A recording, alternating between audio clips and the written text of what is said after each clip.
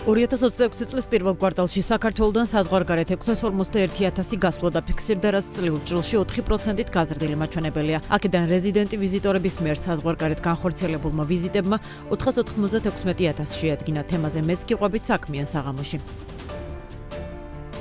2026 წლის პირველ კვარტალში საზღვარგარეთ ქართველებმა 629 მილიონი ლარი დახარჯეს, რაც საქსტატის ინფორმაციით წინა წლის ანალოგიური პერიოდის მაჩვენებელზე 31%-ით მეტია.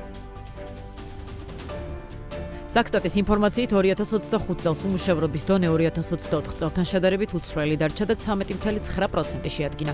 ოფიციალური სტატისტიკა აჩვენებს, რომ შარშან დასაქმება კი შემცირდა, თუმცა ასევე შემცირდა სამუშაო ძალაც, ანუ ის ადამიანები, ვინც სამსახურს ეძებდნენ. საქსტატის მიერ გამოქვეყნებული ინფორმაციით 2025 წელს სამუშაო ძალის მონაწილეობის დონე წინა წელთან შედარებით 0.3% პუნქტით შემცირდა და 54.5 შეადგინა.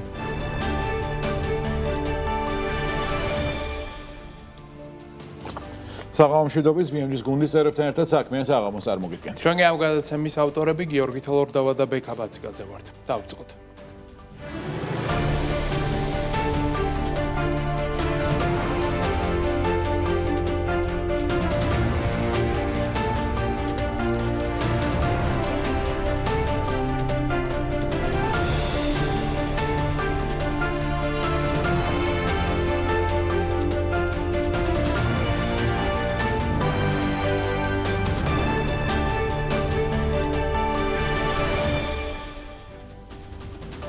საქსტატის მიერ გამოქვეყნებული 2025 წლის მონაცემები შრომის ბაზარზე ერთგვარ პარადოქსულ სურათს ხატავს, მიუხედავად იმისა, რომ მუშავრობის დონე 13.9%-ზე გაიყინა, ეს სულაც არ ნიშნავს ეკონომიკურ სტატიკას. რეალურად დასაქმების დონის 0.2% პუნქტის შემცირება სამუშაო ძალის საერთო კლებამ დააბალანსა, მარტივად რომ ვთქვათ, ადამიანების ნაწილმა სამსახურის ზებნაზე უბრალოდ უარი თქვა. საინტერესოა რეგიონული კონტექსტით, სანამ თბილისი 17.5%-იანი უმუშევრობით ლიდერობს, რაჭა-ლეჩხუმსა და ქვემო სვანეთში ეს მაჩვენებელი საგრძნობლად 3.1% პუნქტით შემცირდა. ამ ფონზე დაქირავებით დასაქმებულთა წილის ზრდა მიანიშნებს, რომ ბაზარი უფრო მეტად ფორმალიზებული ხდება, თუმცა 15-დან 19 წლის ასაკობრივ ჯგუფში არსებული 39%-იანი უმუშევრობა კვლავ რჩება სისტემურ გამოწვევად, რომელსაც მხოლოდ აქტიურობის დაბალი მაჩვენებლით ვერ ავხსნით.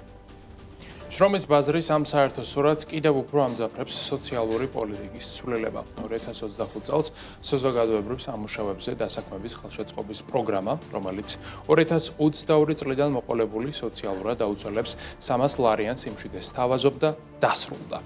წელს ბოლო 29,000 პირთან გაფორმდა ხელშეკრულება, რომელთა შორის უმრავლესობა ქალი იყო.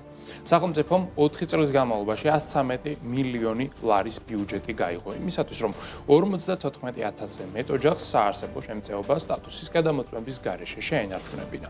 პროგრამის დასრულება ნიშნავს, რომ ამერიდან ბენეფიციარებს ღია შრომის ბაზარზე საკუთარი ძალებით მოუწევთ დამკვიდრება, რაც ზემოხსენებული უმუშევრობის სტატისტიკისათვის შესაძლოა დამატებით წნეხს წარმოადგენდეს.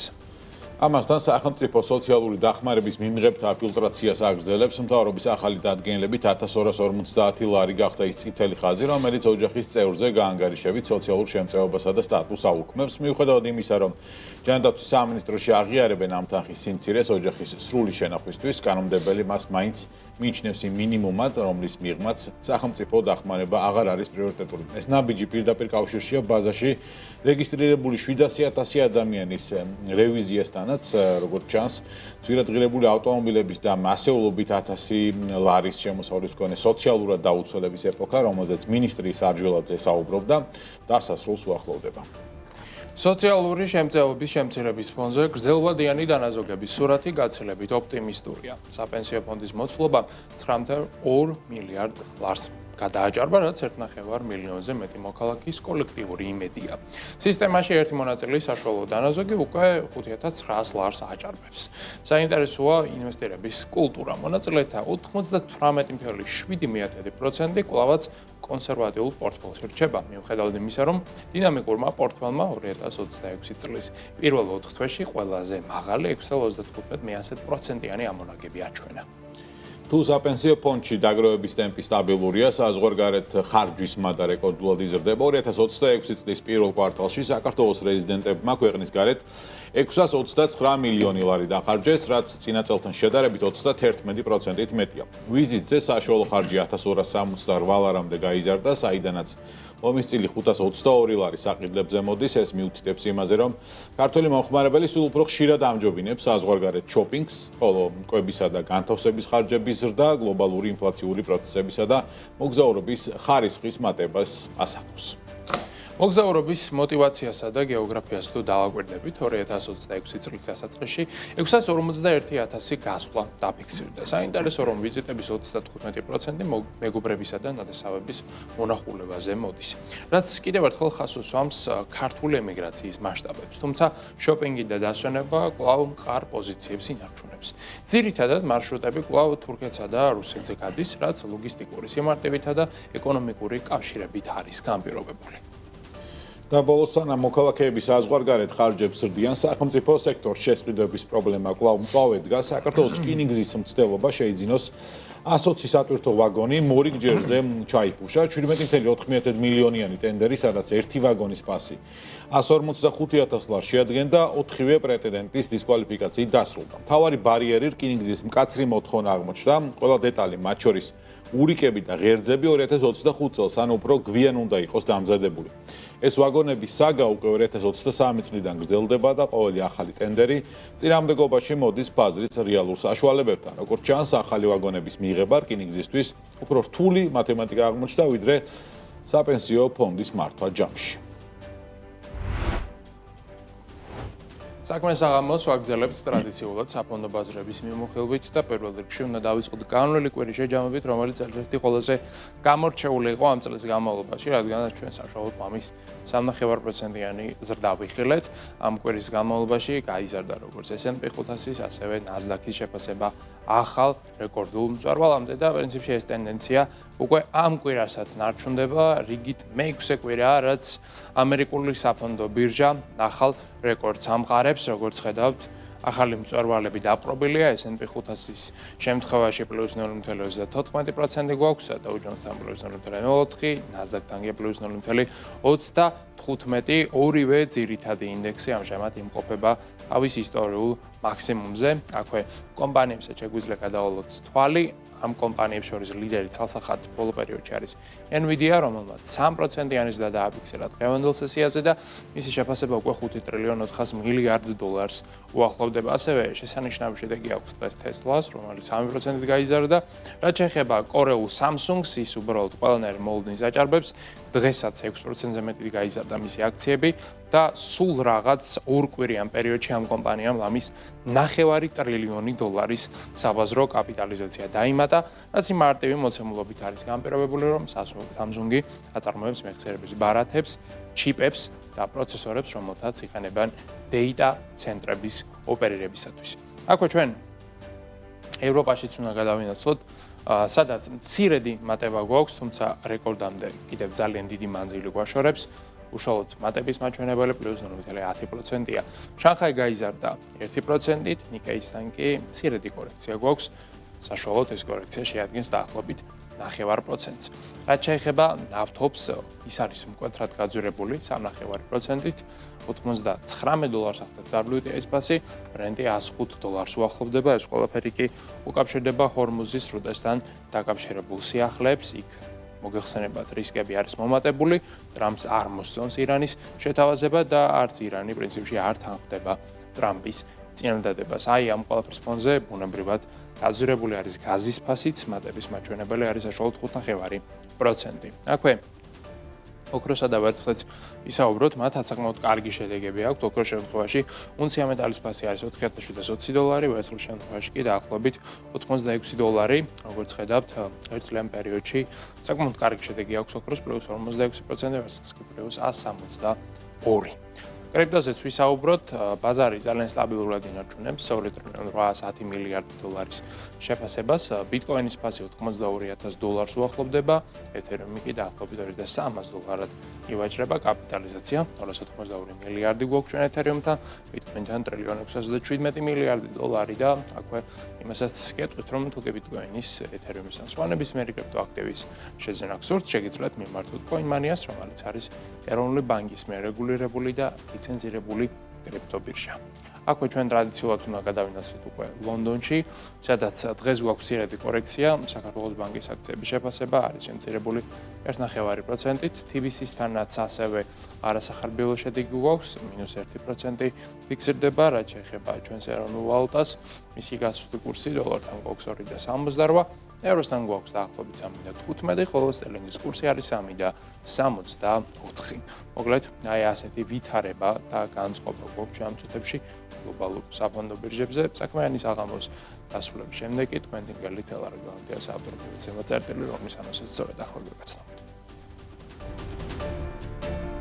სახელმწიფო ქონების ეროვნული სააგენტო პრივატიზაციის გეგმების გადაჭარბების შესრულებით იწონებს თავს, მაგრამ არ გასცემს საჯარო ინფორმაციას ყველაზე ძვირად გაყიდულ, ასევე პირდაპირ მიყიდვის ფორმით თუ ერთლარად გასვისებული ქონებების და მათი საინვესტიციო ვალდებულებების შესახებ. ხომ არ არის გეგმების გადაჭარბება მხოლოდ დაბალი მოლოდინების შედეგი?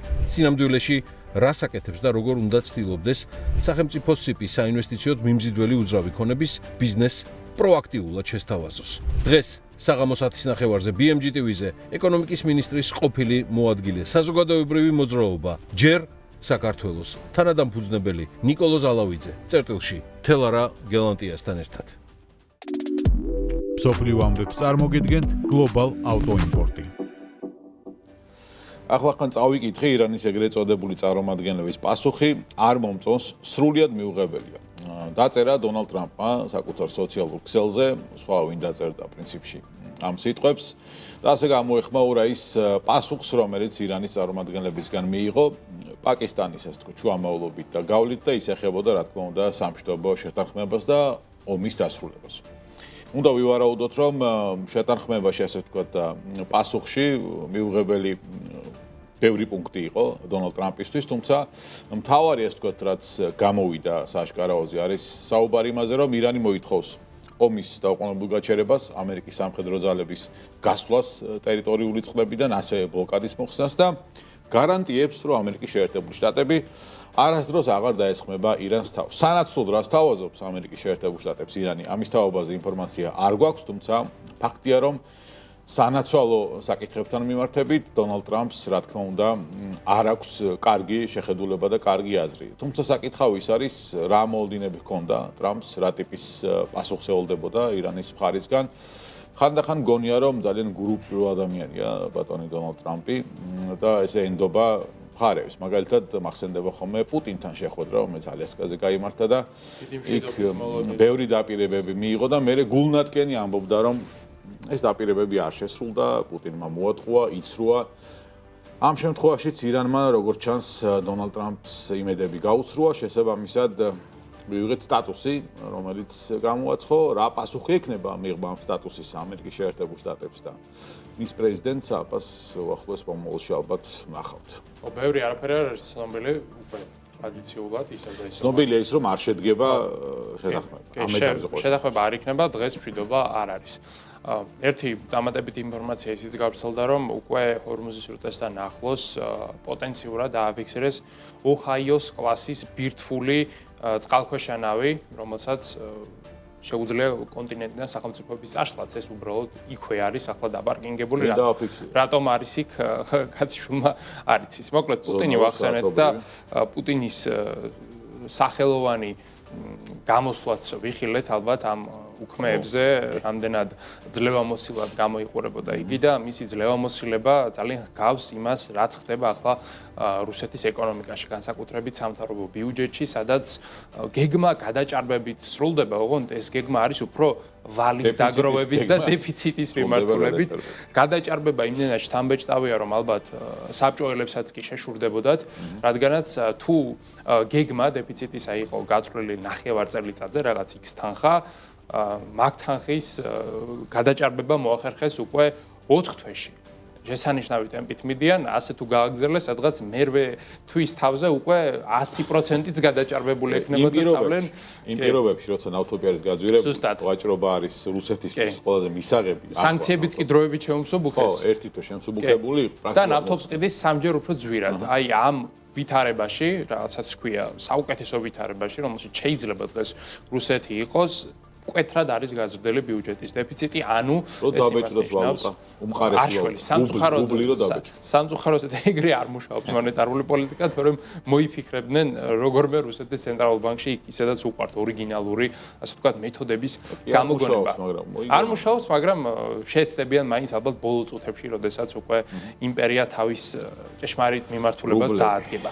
აქვე იმაზე უნდა ვისაუბროთ, რა თანხებზე გვაქვს საუბარი, დაახლოებით 64 მილიარდი დოლარია უკვე ეს ბიუჯეტის დეფიციტი, სადაც ახლა იმყოფება რუსეთი და ცხადია ეს დეფიციტი იზრდება ყოველთვე ლამის 14-15 მილიარდი დოლარი, გააჩნია თვეს და გააჩნია შემოსავლებს. აქვე ის უნდა ითქვას, რომ ეს უკვე არის მთლიანში და პროდუქტის 2.5%, რაც წინა წლის შედეგზე 2-ჯერ მეტია, პირდაპირ გააორმაგეს ეს შედეგი, აქაც ულოცავთ რუსებს შესანიშნავი შედეგი ბიუჯეტის დეფიციტის გაფართოებაზე და გაორმაგებაზე უკეთესი ეკონომიკისათვის არაფერი არ არის და ამას ისიც უნდა დავამატოთ, რომ შემოსავლები 4.5%-ით შეუმცირდათ, მაგრამ ხარჯები გაეზარდათ 16%-ით, აქაც ძალიან კარგ ბალანსს აჯენენ ყველანაირი მიმართულებით. შემოსავლები რატო შეუმცირდათ, მარტივი მისახვედრია აღარ აქვს ხალხს საშუალება რომ მოიხმარონ პროდუქტები და სერვისები როგორც აქამდე მოიხმარდნენ, ეგ ერთი და მეორე კომპანიები ვეღარ წერენ იმდენ მოგებას და თუ მოგებას ვერ წერენ კომპანია რას დაბეკრავ,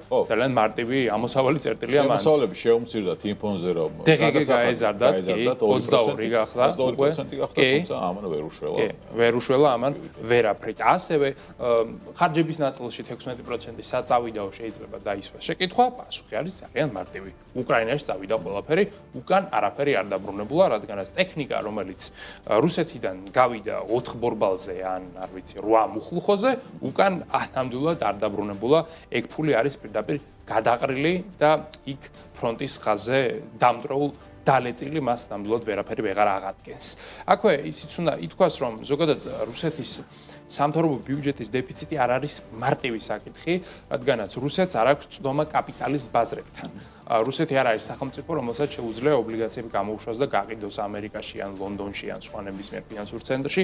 ერთადერთი ბაზარი, რაც მას აქვს, ეს არის ჩინეთი, სადაც დიდად რუსულ ობლიგაციებზე თავს იკლავენ ინვესტორები, რომ ტყუილი იქნება. არ მოსწონთ ინვესტორებს რუსული ობლიგაციები, რადგანაც დეფოლტის რისკი არის ძალიან მაღალი, ეგ ერთი და მეორე, ინვესტორი, რომელიც შეიძენს რუსულ ობლიგაციებს, ავტომატურად ხდება შემდეგ უკვე ამერიკის სანქციების სიაში და ამერიკის სანქციების სიაში მოხვედრა რუსეთის ობლიგაციების შესაძენად, მგონი არც ერთ ჭკუად ყოფილ ინვესტორს არ უნდა. ამიტომაც რუსეთს რჩება ერთადერთი გზა. ეს გზა არის შიდა მანიპულაცია, თუნდაც ვალუტის მექანიზმის გამოყენებით და ასევე გადასახადების გაზრდით. გადასახადების გაზრდასაც რა თქმა უნდა აქვს ბუნებრივი ლიმიტი, რაღაც ეტაპის შემდეგ უბრალოდ აღარ მუშაობს გადასახადების გაზრდა და ამიტომაც რუსეთში კიდევ ერთი ალტერნატივა მოიფიქრეს ოლიგარქების დაბარება და მათთან გასაუბრება. როგორც ვიცით, პუტინმა უთხრა ოლიგარქებს, რომ უნდა მოიტანონ. რას ნიშნავს ეს რუსეთში? ყველამ კარგად ვიცით, როგორც არის. რაც წაიღეთ, ის უკან მოიტანეთო, დაახლოებით ასეთი რამ ითქვა, რა თქმა უნდა, FSB-ს წარმომადგენლებიც იქ იყვნენ და ამხელა დეფიციტს არც ოლიგარქები. არა, ოლიგარქებიც ვერ უშველის ამ დეფიციტს უკვე. არც გადასახადების გაზრდა, არც ფულის დაბეჭდა, ახლა ფულს ვერ დაბეჭდა, მე ინფლაციას უნდა ებრძოლო და მოკლედ კარგი ამბებია.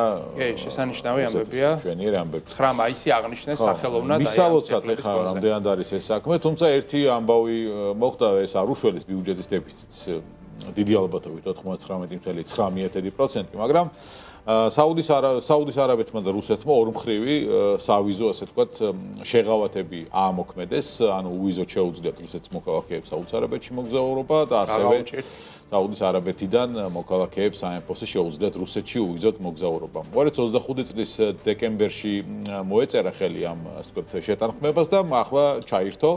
საუბარია სავიზო, ასე ვთქვათ, გამარტივებაზე, რომელიც მოიცავს მხოლოდ ტურისტულ მიმართულებას. ამ შემთხვევაში თუ სწავლისთვის, დასაქმებისთვის ან მუდმივი ცხოვრებისთვის ჩადის ერთი თუ მეორე მხრის წარმომადგენელი, ამა თუ იმ ქვეყანაში, მათთვის ეს შეზღუდვები და უпростоრად გამარტივება არ ვრცელდება.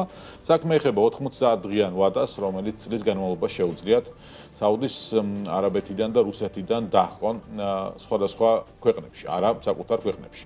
შესაბამისად, ეს როგორც ვახსენეთ, შეეხება მხოლოდ ტურისტულ ვიზიტებს, რაც შეეხება დანარჩენ მიმართულებებს, ჩვეულებრივად სავიზო რეჟიმი რჩება, ელექტრონული და სტანდარტული ვიზები გაიცემა ამ შემთხვევაში. Რა თქმა უნდა, მიზანი არის ეკონომიკური და ტურისტული, ასევე კულტურული კავშირების გაღრმავება. ამ შემთხვევაში ინტერესი ალბათ რუსეთის მოქალაქეების მხრიდან მეტი იქნება საუდის არაბეთში მოგზაურობაზე, თუმცა სავარაუდოა, რომ მუდმივი ცხოვრება, დასაქმება, შეიძლება სწავლის მოტივიც კარგი გამოსავალი იყოს რუსეთის მოქალაქეებისთვის, რომ წავიდნენ საკუთარი ქვეყნიდან და თავი შეაფარონ სამეფოს, სადაც შედარებით კი არა მეტი სიმშვიდეა. მშვიდობაც მეტია და განვითარების პერსპექტივაც. და გადასახადებსაც ყოველდღე არ უზრდიან, ჯერჯერობით. არ უზრდიან და ინფლაციაც, ასე ვთქვათ, და შეიძლება რისკებიც არ იყოს ომში წაყვანა. აი, ომში წაყვანის რისკები განსაკუთრებით ისეთია. აი, მუხლუხოიანი ტრანსპორტი რო ახსენეთ, ცოცხალი ძალად საკმაოდ ბევრი. რა თქმა უნდა, ისინიც უკან არ დაბრუნებულა. რუსეთში. შესაბამისად, მოკეთა ესეთი კარგი ამბებია რუსეთის მოქალაქეებისთვის, სავიზო შეზღუდვები საუდის არაბეთში აღარ ექნებათ და შეუძლიათ მოგზაურობით შეიქციონ თავი. კი ბატონო, აქვე ის უნდა ითქვას, რომ რუსეთი და საუდის არაბეთი არიან ახლო პარტნიორები, განსაკუთრებით ოპეკიდან მოყოლებული, როგორც წესი, ეს ქვეყნები განსაზღვრავენ ოპეკის დღის წესრიგს და ოპეკის დღის წესრიგით ხეირობს ყველაზე მეტად ყოველთვის საუდი არამკო. ეს არის საუდის არაბეთის სახელმწიფო ენერგეტიკული კომპანია, ყველაზე დიდი ენერგოკომპანია იგი პლანეტაზე, რადგან ყველაზე მეტ რეზერვს ფლობს. რაც კი დედამიწაზე არის წარმოდგენილი და მან წარმოადგინა ფინანსური ანგარიშგება, რომელიც იყო ძალიან კარგი. რადგანაც ნავთობი ლამის $115 იღებდა გარკვეული პერიოდის განმავლობაში და რა თქმა უნდა, საუდი არამკოც მეტ შემოსავალს მიიღებდა, რადგანაც არამკოსათვის ნავთობის წარმოება არ გაძვირებულა, უბრალოდ ფასმა მოიმატა, შესაბამისად ძვირადღირი პროდუქტს, რომელიც ისედაც გიჯდებოდა ის, რაც გიჯდებოდა. სხვანაირად არაფერი მან მათემატიკურად არ შესულა, გარდა ტრანსპორტირების მეთოდისა, თუ აქედან ჰორმუზის სრუტიდან გადიოდა ნავთობი, ახლა უკვე გადის წითელი ზღვის პორტიდან, რადგანაც საუდის არაბეთს აქვს ძალიან ესეთი სტრატეგიული და მნიშვნელოვანი აღმოსავლეთ-დასავლეთის მილსადენი, რომელიც კარგ ხნის წინ ააშენეს და ერთ-ერთი ყველაზე კარგი ინვესტიცია და გადაწყვეტილება იყო ეს საუდის არაბეთის ისტორიაში. მოკლედ, შედეგებზეც რომ ვისაუბროთ, საუდი არაბეთის ფლაგმანური კომპანიის, ასე ვთქვათ, წმინდა მოგება პირველ კვარტალში მიმდინარე წლისა გაიზარდა 25%-ით, რაც ყველანაირ მოლოდინს რა თქმა უნდა აჭარბებს. წმინდა მოგება იყო 32.5 მილიარდი დოლარი და საერთო შემოსავალი იყო 116 მილიარდი დოლარი. ორივე მაჩვენებელი მოსავალზე გაცილებით მეტია. წლიან წლის შედეგსაც აჭარბებს. მიზეზი, როგორც ვთქვით, არის ნავთობის გაძვირება. აქვე ამ კომპანიამ ამ 32 მილიარდიდან უკვე 22 მილიარდი გასცა პირდაპირ დივიდენდის სახით და დივიდენდის ლამის 90% პირდაპირ წავიდა საუდის არაბეთის ბიუჯეტში. ასეთ პრინციპით მუშაობს ზოგადად ეს კომპანია, ის არის სახელმწიფო საკუთრებაში, ანუ რეალურად, რასაც შოულობს იმის 90% ეკუთვნის ისევ საუდის არაბეთს, საუდის არაბეთის ტახტის მემკვიდრეს, შესაბამისად სახელმწიფოს, აქედან გამომდინარე, ეს არ არის მთლად ინვესტორებზე ფოკუსირებული კომპანია, ამიტომაც ის უფრო მეტად გეოპოლიტიკურ მოთამაშედ უნდა განვიხილოთ ყოველთვის, როდესაც მასზე ვიმსჯელობთ. ეს სიახლე რაც არის შემოსავლების და რა თქმა უნდა ინვესტორებს მოსწონთ, თუმცა არის ეჭვები იმასთან დაკავშირებით, რომ ალბათ მომდენო კვარტლებში ესეთი კარგი შედეგები ვერ იქნება, რადგან წესით თუ ჰორმუზი გაიხსნება, ნავთობის ფასიც უკვე ჩამოვა, განსაკუთრებით იმის ფონზე, რომ UAE გავიდა საერთოდ ოპეკიდან, შესაბამისად მიწოდებაც გაიზრდება. ხო, რაღაც სტაბილურ გზას რაღაცაზე გაჩერდება რაღაცნაირად, ეს არ არის Nvidia, რომ შეიძლება რაღაც 200% Nvidia უნდა მეხსენებინა სხვათა შორის, კარგად ახსენა, რომ შევხედოთ ხა ინფრასტრუქტურას, რაც აქ მოწყობილია, ნავთობის მოპოვების სირთულეს, მის ტრანსპორტირებას და მეორე მოგების მაჩვენებელს. კი, ძალიან სტაბილურია ახლა საუდის არაბეთი მდიდარი ქვეყანა, კარგი ინდუსტრია, რა თქმა უნდა, ნავთობის და მნიშვნელოვანი შესანიშნავია აქვს, რა თქმა უნდა, მაგრამ ჩიპების წარმოება ხო წესით უფრო რაღაცნაირი სუფთა და მარტივი საქმეა. მისი ტრანსპორტირებაც უფრო მარტივი საქმეა. მარტივი არ არის ნამდვილად წარმოება, მაგრამ არა, მე გულისხმობ ნავთობის მოპოვებას შედარებით ნამდვილად მარტივია, მაღალ ტექნოლოგიურია ბევრად. ხო, აბა ეხლა მე და შენ ვერ ვაწარმოებ ჩიპებს. მაგრამ ყოველ შემთხვევაში ამხელა ინფრასტრუქტურა ნამდვილად არ ჭირდება, როგორც ნავთობის მოპოვებას და ამხელა ჯაჭვი, ასე ვთქვათ, მთელი ბიზნესისა შესაბამისად. ეს ამიტომაც არის შეფასებებში ასახული საუდი არამკო მიუხედავად იმისა, რომ ახლა მოგებას წერს არის 1.8 ტრილიონიანი კომპანია, ხოლო Nvidia არის 5 ტრილიონ 300 მილიარდიანი კომპანია, რადგანაც ინვესტორები აფასებენ იმ სისუფთავეს და ASUS-ს და მთელ პლანეტას შორის ზუსტად. სოფლიო ამბებს წარმოგიდგენთ Global Auto Import-ი. რა არის ჰანტა ვირუსი და რამდენად საშიშია ის? დღეს ამ თემაზე უნდა ვისაუბროთ. უკვე ყველა თქვენგანისთვის მეტნაკლებად ცნობილია ინფორმაცია იმ ხომალდის შესახებ, რომელზეც დაფიქსირდა ეპიდაფეთქება და ისიც გეცოდინებათ, რომ არის საკმაოდ მსხვერპლი. რა ხდება სინამდვილეში, რა საფრთხეებს შეიცავს ჰანტა ვირუსი და გველის თუ არა ახალი COVID პანდემია. ამაზე სასაუბროდ ერეკლე ფოლადიშვილი შემოგვიერთდება მერეკლეს აღამშვიდობის. ბექა საღამოშვიდობისა და მიესალმები მაყურებელს. ბოლო რამდენიმე დღეა მთელი მსოფლიო ჰანტა ვირუსზე საუბრობს. ზოგი სერიოზულადაა შეშინებული, ზოგი ხუმრობს, ზოგს კი დრო მიეცა ისევაც გააცოცხლოს აპოკალიფტური შეთქმულების თეორიები. თუმცა ვითარება გაცილებით საინტერესოა. მოგეხსენებათ, ყველაფერი ჰოლანდიურ პოლარულ ხომალდ MV Hondius უკავშირდება, რომელზეც ამ საბედისწერო მოგზაურობისას 24 ეროვნების 157 პირი იმყოფებოდა. პირველი ნიშნები პირველ ინფიცირებულს 6 აპრილს გაუჩნდა და ის 11 აპრილს გარდაიცვალა. მას შემდეგ სიკვდილის კიდევ 2 დადასტურებული შემთხვევა მოჰყვა. ათეულობით კი ინფიცირების შემთხვევა ვიხილეთ. თავიდანვე უნდა ვთქვათ, რომ გადარჩენილი მგზავრების აბსოლუტური უმრავლესობა უკვე მკაცრი იზოლაციის პირობებში ისეთი ქვეყნების საუკეთესო კლინიკებში არიან გადაყვანილები, როგორებიცაა ესპანეთი, საფრანგეთი, ASH, დიდი ბრიტანეთი და ამ შემდეგ. შესაბამისად, ამჟამად ისინი COVID პანდემიისას რომ არ დაგვსიზმრებია, ისეთი კონტროლისა და ზედამხედველობის ქვეშ იმყოფებიან. და მაინც რატომ გახდა საჭირო ასეთი განსაკუთრებული სიფრთხილით მიდგომა და რა არის ბოლო-ბოლო ეს ჰანტა ვირუსი? მსგავსად კორონავირუსისა, მისი შტამიც მრავალგვარი არსებობს. თუმცა ტიპური ვარიანტებისაგან განსხვავებით, ეს ადამიანიდან ადამიანზე შეხებით მარტივად გადადის და ანდების შტამის სახელითაა ცნობილი. ის ჰანტრავირიადეს ოჯახის იშვიათი ევოლუციური გამონაკლისი შტამია. ევროპასა და აზიაში გავრცელებული მისი ნათესავებისაგან განსხვავებით, რომლებიც ძირითადად მხოლოდ თირკმლის უკმარისობას იწვევენ, ეს ვარიანტი განაპირობებს ჰანტა ვირუსულ ფილტვის სინდრომს, რაც ნიშნავს, რომ ის ფაქტობრივად ფილტვებს სხეულის წინააღმდეგ ამხედრებს, ავსებს მათ სითხით და იწვევს სწრაფ, ხშირად ფატალურ გულ-სისხლძარღვთა კოლაფსს. რესპირატორული სიმპტომების მქონე პაციენტებისთვის ის განსაკუთრებით საშიშია, რადგან სიკვდილიანობის მაჩვენებელი დაახლოებით 38%-ია. ანდების შტამის გადაცემის დინამიკა მჭიდრო და სპეციფიკურია. მაშინ, როდესაც ჰანტა ვირუსების უმეტესობა დაინფიცირებისთვის საჭიროებს მღრღნელების ექსკრემენტების შესუნთქვას, რაც ხშირად ხდება ისეთი სამუშაოების დროს, როგორიცაა ბეღლების დაგვა, ანდების შტამით ერთი დაინფიცირებულიც საკმარისია, რომ მან სხვას ბეღლთან არავითარ შეხებაში მყოფ ადამიანს გადასდოს დაავადება. კვლევები მიუთითებს, რომ გადადების პიკი ხდება იმ დღეს, როდესაც პაციენტს უვითარდება ცხელება. თუმცა ინკუბაციური პერიოდი შეიძლება 8 კვირამდე გაგრძელდეს.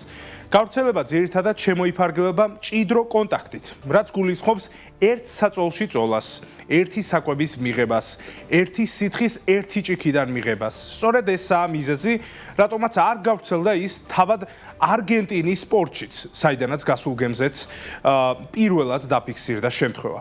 მარტივად რომ ვთქვათ, ის COVID-ით ჰაერით არ გადადის, მაგრამ იმის ალბათობა, რომ თუ თქვენ შეგხვდათ და ღმერთმა დაგიფაროთ და ოჯახში ცხოვრება რეგულარულად განაგრძეთ, ის მაღალი ალბათობით სხვა წევრსაც გადაედება. COVID-ი ვახსენეთ და გადავიდეთ არანაკლებ მნიშვნელოვან კითხვაზე პასუხის გაცემაზე.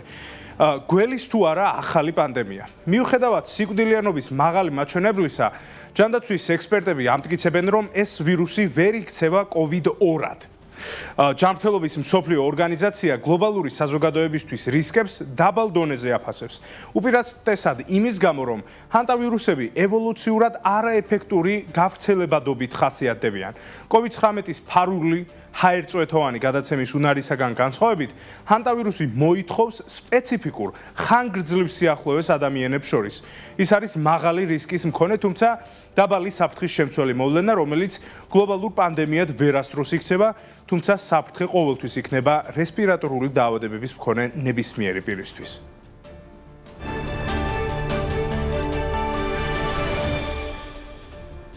თბილისის მსგავსად ტაქსის ლიცენზიის გაცემა სხვა თვითმმართველ ქალაქებსაც შეეძლებათ. ამას ითვალისწინებს პარლამენტში ქართული ოცნების წევრების მიერ წარდგენილი კანონპროექტი. დოკუმენტის თანახმად შესაბამისი ლიცენზიების გაცემის უფლება ექნებათ თვითმმართველი ქალაქების მიერ დაფუძნებულ სიპებს. თვითმმართველ ქალაქებს გარე რეკლამიდან შემოსავლის მიღება და მათი რეგულირება შეეძლებათ. ამას ითვალისწინებს რეკლამის შესახებ კანონში შესატანი ცვლილებები, რომლითაც მუნიციპალიტეტებს შეეძლებათ დააფუძნონ შესაბამისი სიპები, რომლებიც ლიცენზიებს გასცემენ და გარე რეკლამებს დაარეგულირებენ.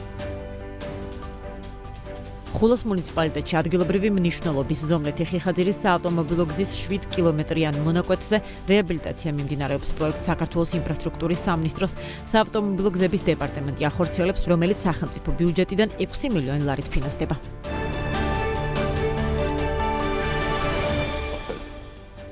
თუ რა ვისაუბროთ იმაზე, თუ რა ხდება გლობალურ ბიზნესში და ბოლო პერიოდში მსოფლიოს ყურადღების ცენტრში აღმოჩნდა თავდაცვითი სამხედრო სამრეწველო ინდუსტრია, რომელიც რამდენიმე თვის და წლის განმავლობაში იყო ინვესტორთა ფავორიტი, მაგრამ ახლა უკვე შეიცვალა ვითარება და პირიქით ინვესტორები გარბიან ამ სექტორიდან, რადგანაც სექტორს ძალიან ცუდი შედეგები აქვს ბოლო 1 თვის განმავლობაში ამ სექტორში წარმოდგენილი კომპანიების შეფასება.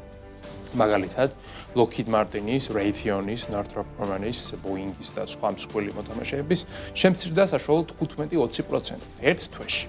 20% ძალიან დიდი კორექცია, მას უკვე bear market-საც კი უწოდებენ ინვესტორები, შესაბამისად კარგი შედეგები არ არის და ამ კარგი შედეგების არ ქონა მხოლოდ ამერიკის ექსკლუზიური პრობლემა არ არის, რადგანაც ევროპის კონტინენტზე ზუსტად იგივე შედეგი გვაქვს, Rheinmetall იქნება ეს Davis to BAE Systems to Saab, ყოველი მათგანის კაპიტალიზაცია არის შემცირებული დაახლოებით, აი ამ მაჩვენებლით გააჩნია, რა თქმა უნდა, კონკრეტულ კომპანიას. აი ამ ყველაფერს, რა თქმა უნდა, აქვს თავისი ახსნა და ლოგიკა.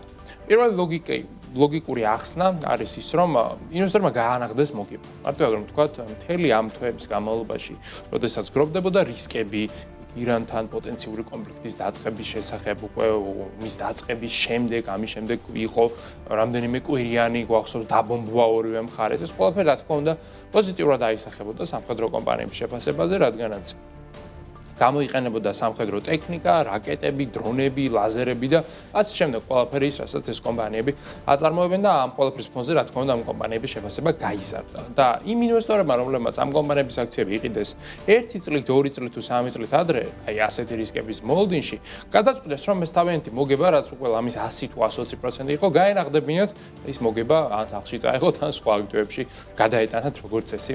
ასე ხდება საფონდო ბირჟაზე, არც ერთ სექტორი რაღაც სამარაჯამოდ არ იზრდება, განსაკუთრებით თუ ის არის დამოკიდებული გარე ფაქტორებზე, რადგანაც ამ კომპანიების მოგების თუ შემოსავლების ზრდა არ გაგრძელდება უსასრულოდ. ეს კომპანიები არ არიან Google, Microsoft, Nvidia და სხვა მსგავსი გიგანტები, რომელთაც ინოვაციასაც ვერ გამოიყენებენ. ინოვაციასაც არ ქმნიან ბოლო-ბოლო ყოველდღიური მოხმარების იყო, ეს არ გამოიყენება. ჩვეულებრივ მოქალაქეს Lockheed Martin-ის არც ერთი პროდუქტი არ დასჭირდება არასოდეს. შესაბამისად, ეს მხოლოდ გეოპოლიტიკურ მოვლენებზე დამოკიდებული სექტორია და როდესაც ასეთი მოვლენები იწურება და ფასში აისახება, შემდეგ უკვე იწყება კორექცია და მეორე მიზეზი ის არის, რომ უბრალოდ მარტივად რომ ვთქვათ, ინვესტორთა განწყობა გადართულია შემდეგზე.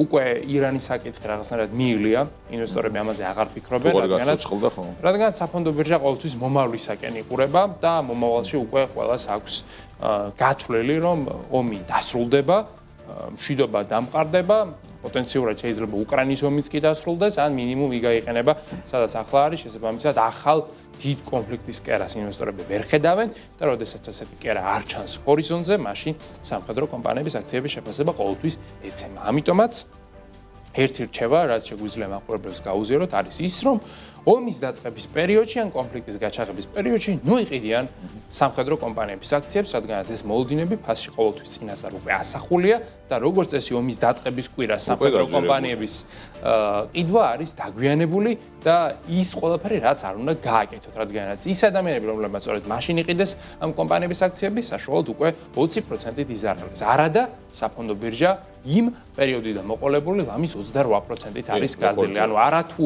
20%-ით დაკარგეს, არამედ 20 დაკარგეს და კიდევ დამატებით 28%-იანი. ნუ გადაუმატებ შენს ადამიანებს, ვინც ეს არასწორი ნაბიჯი გადადგა, არ არის საჭირო გიორგი. თვითონაც იციან, თულად არწმუნებული ვარ იმ ადამიანებმა და კარგად ეკნებათ დათვლილი. კივილიც იგრძნეს უკვე ალბათ.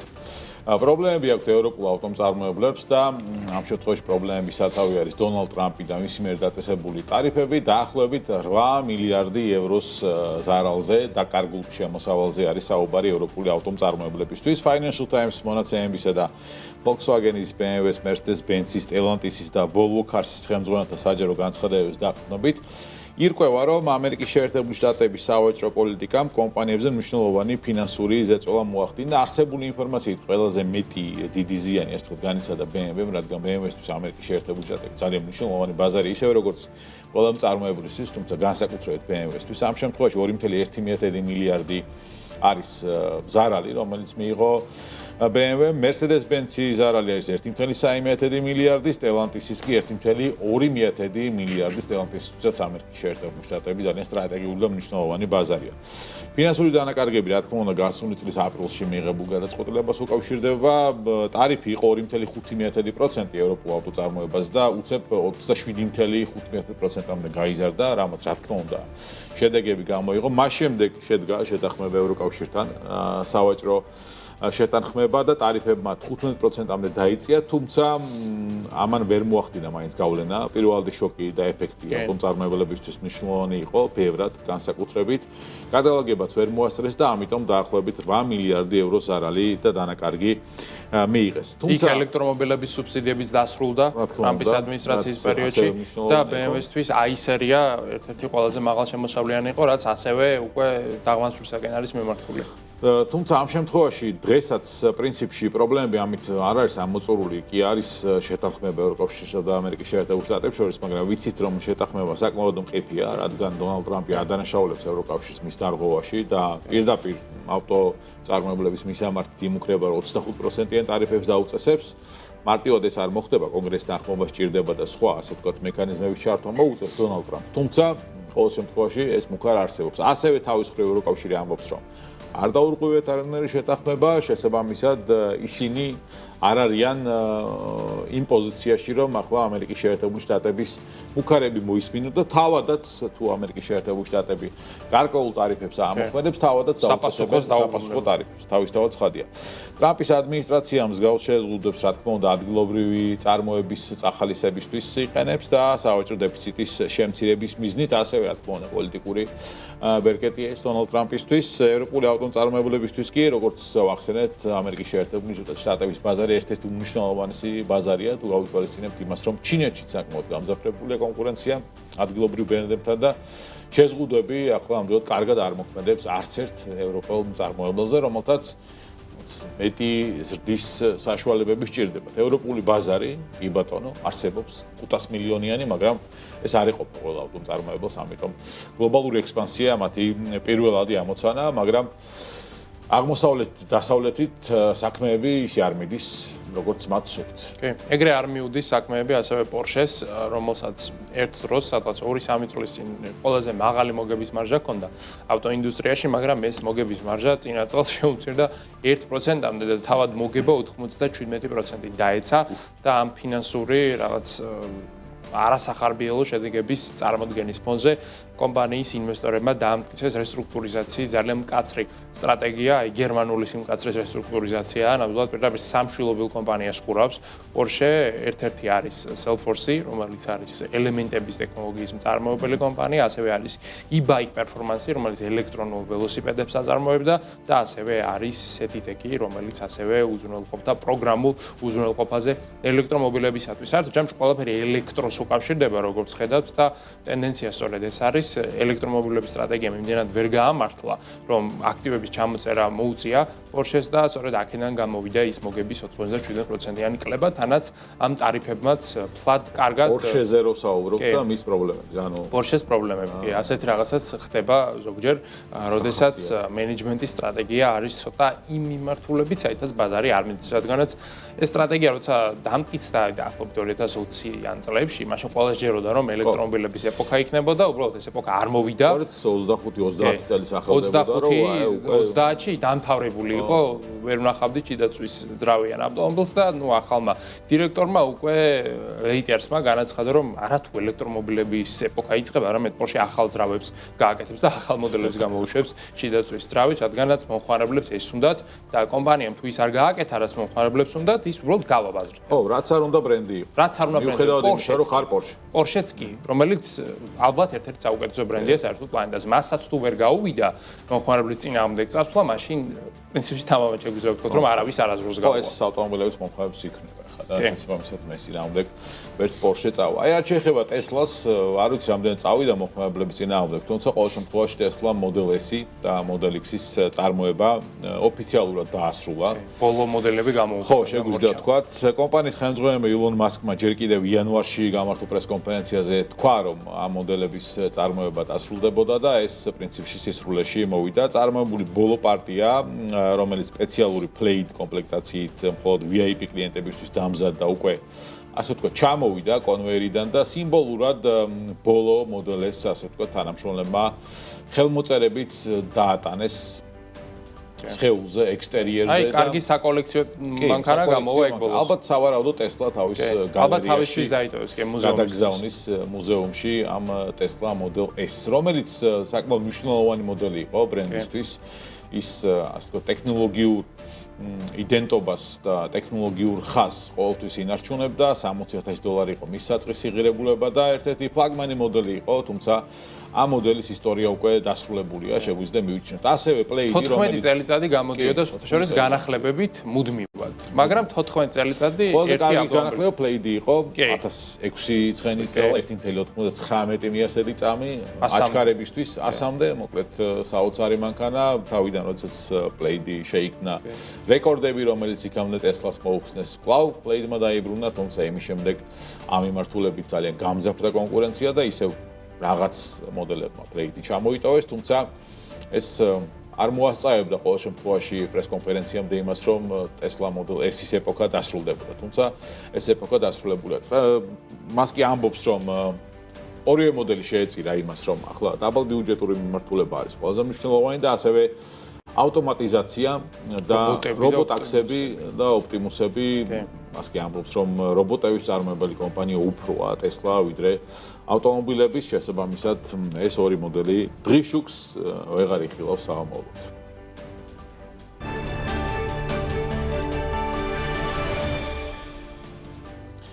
ევროპული ლოტარიის ისტორიაში 2009 წელი გარდამტეხი აღმოჩნდა, როდესაც 25 წლის ესპანელმა ქალბატონმა ევრო მილიონის გათამაშებაში 126 მილიონი ევრო მოიგო. იმ დროისთვის ეს თანხა აბსოლუტურად რეკორდულად ითვლებოდა, თუმცა დღეისათვის ლოტარიის მაქსიმალური ზღვარი უკვე 250 მილიონ ევროს აღწევს. ეს რიცხვი იმდენად დიდია, რომ მის უკეთ აღსაქმნელად სტატისტიკური ხრიკები მოვიშველიოთ, მათემატიკური ალბათობა იმისა, რომ ცხოვრების განმავლობაში მეხი დაგვეცემა, დაახლოებით 140 ჯერ უფრო მაღალია, ვიდრე ამ ჯეკპოტის მოგების შანსი. მიუხედავად იმისა, რომ მეხის დაცემის პერსპექტივა ყველას აშინებს, ერთი 140 მილიონთან შანსის მიუხედავად, მილიონობით ადამიანი მაინც იმედოვნებს, რომ სწორედ მათზე დაიცლება იღბალის ენერგია. თუმცა ისტორია აჩვენებს, რომ ეს ენერგია ზოგისთვის დამანგრეველი აღმოჩნდება, ზოგისთვის კი აღმშენებლობითი. დრამატული განვითარების კლასიკური მაგალითია ადრიან და ჯილიან ბეიფორდების შემთხვევა, რომელმაც 2012 წელს 190 მილიონი ევრო მოიგეს. მიუხედავად იმისა, რომ წყვილი თავიდან ბედნიერებას ასხივებდა, სულ რაღაც 15 თვეში მათი 9 წლიანი ქორწინება დაინგრა. უზარმაზარმა ფულმა მათ გარშემო გაუმოძღარი ნაცნობების არმია და მუდმივი სტრესი შექმნა, რამაც ადრიანი მოგვიანებით იმ დასკვნამდე მიიყვანა, რომ იღბალმა მას სიმშვიდე და ნამდვილი ურთიერთობები წაართვა. ამ ფონზე სრულიად სხვაგვარად წარიმართა ფრენსის და პატრიკ კონოლების ისტორია, რომლებმაც 2019 წელს 115 მილიონი ფუნტი მოიგეს. მათ მოგებისთანავე შეადგინეს 50 კაციანი სია, ვისაც დახმარება სჭირდებოდა და მომდევნო წლები ქველმოქმედებასა და სხვების გაძლიერებას დაუთმეს. ფრენსისის თქმით, მათთვის ფული არა თვითმიზანი, არამედ სიკეთის კეთების ინსტრუმენტი გახდა, რამაც მათი კავშირი კიდევ უფრო განამტკიცა. ეს კონტრასტული ბედისწერა ადასტურებს, რომ ფული მხოლოდ რესურსია, მისი გავლენა კი მთლიანად პიროვნულ ღირებულებებზეა დამოკიდებული. საბოლოოდ ჩვენი გონება მაინც ჰედონისტური ადაპტაციის წესებით თამაშობს. ეს არის ერთგვარი შინაგანი თერმოსტატი, რომელიც ნებისმიერი ფინანსური აფეთქების შემდეგ ბედნიერების ტემპერატურას ისევ საწყის ნიშნულს უბრუნებს. მარტივად რომ ვთქვათ, ტვინი ეჩვევა იახტებსაც, კუნძულებსაც და სულ ცოტა ხანში 250 მილიონი ისეთივე ჩვეულებრივი ხდება, როგორც ჯიბეში აღმოჩენილი ხურდა შემთხვევით. სწორედ აქ ჩდება მთავარი კითხვა, რა დაგრჩება, როცა ფულით გამოწვეული ადრენალინი გაქრება. 2009 წლის ესპანელი გამარჯვებულის გადაწყვეტილება დარჩენილიყო უხილავ ადამიანად, საკუთარი მილიონების ჭრილში, უფრო მეტია ვიდრე უბრალოდ სიფრთხილე, ეს იყო მცდელობა, ეყიდა ყველაზე დიდი ფუფუნება ამ ადამიანს. უფლება ყოფილიყო ის, ვინც იყო მოგებამდე, იმ სამყაროში, სადაც მეხის დაცემაზე უფრო იშვიათი მოვლენა ასტრონომიული სიმდიდრის მშვიდობიანად ტარებაა. ნამდვილი ჯეკპოტი არა საბანკო ანგარიშებზე, არამედ იმ სიმშვიდეშია, რომელსაც ვერც ერთი ლატარია ვერ აანაზღაურებს. საქმეის საღამო დღეს ამით დასრულებულია, მადლობა ყურადღებისთვის. მომავალ შეხვედრამდე.